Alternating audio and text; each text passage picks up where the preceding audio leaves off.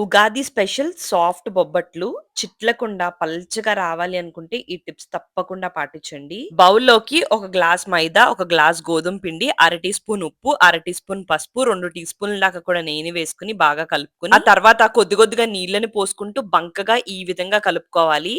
2 table స్పూన్ల నూనె, 2 tea స్పూన్ల దాకా కూడా నెయ్యిని వేసుకొని, అసలు ఇవి వేసామా అనేంత వరకు కూడా కలిసేంత వరకు కూడా బాగా కలిపేసుకోండి. అప్పుడు ఈ విధంగా అవుతుంది. ఇప్పుడు దీనిపైన ఒక టీ స్పూన్ దాకా కూడా నూనెని వేసుకొని, మూత పెట్టుకొని ఒక 2 గంటల పాటు పక్కకు పెట్టుకోండి. కుక్కర్‌లోకి గ్లాసున్నర దాకా కూడా పచ్చిశనగ పప్పుని 2, 3 సార్లు కడుక్కొని, 3 గ్లాసుల దాకా కూడా నీళ్ళని పోసుకొని గంట పాటు నానబెట్టుకున్న తర్వాత, టైం లేకపోతే నానబెట్టుకోవడం స్కిప్ చేయొచ్చు. పావు టీ స్పూన్ అంత పసుపు, ఒక టీ స్పూన్ అంత నూనె వేసుకొని 5, 6 విజిల్స్ రానిస్తే ఈ విధంగా మెత్తగా ఉడికిపోతుంది. నీళ్ళన్నిటిని కూడా స్ట్రైన్ చేసుకొని పక్కకు పెట్టుకొని, దీన్ని మిక్సీ జార్‌లోకి వేసుకొని మెత్తగా బటర్ లాగా గ్రైండ్ చేసుకోవాలి.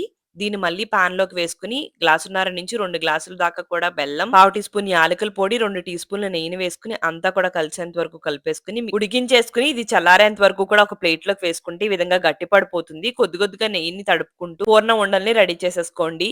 ఈ లోపు మైదా కూడా బాగా నానిపోయి ఉంటుంది. మరొక 2 నిమిషాల పాటు దీన్ని కలుపుకొని పూర్ణం ఉండ కన్నా చిన్న ఉండని చేసుకొని స్ప్రెడ్ చేసుకొని మధ్యలో పూర్ణం ఉండని పెట్టుకొని ఎక్స్‌ట్రా అంతా కూడా రిమూవ్ చేసుకొని రౌండ్‌గా చేసేసుకొని బొబ్బట్లులాగా ఒత్తేసుకోండి. ఇలా డైరెక్ట్‌గా ఒత్తుకోవడం రాకపోతే పైన ఒక బటర్ పేపర్ వేసుకొని ఇలా తిప్పుకుంటూ ఒత్తుకుంటే ఈజీగా వచ్చేస్తుంది. పాన్ బాగా వేడెక్కిన తర్వాత మీడియం ఫ్లేమ్‌లోకి పెట్టుకొని 2 వైపులా కూడా బాగా దోరగా అయ్యేంత వరకు కూడా కాల్చేసుకోండి.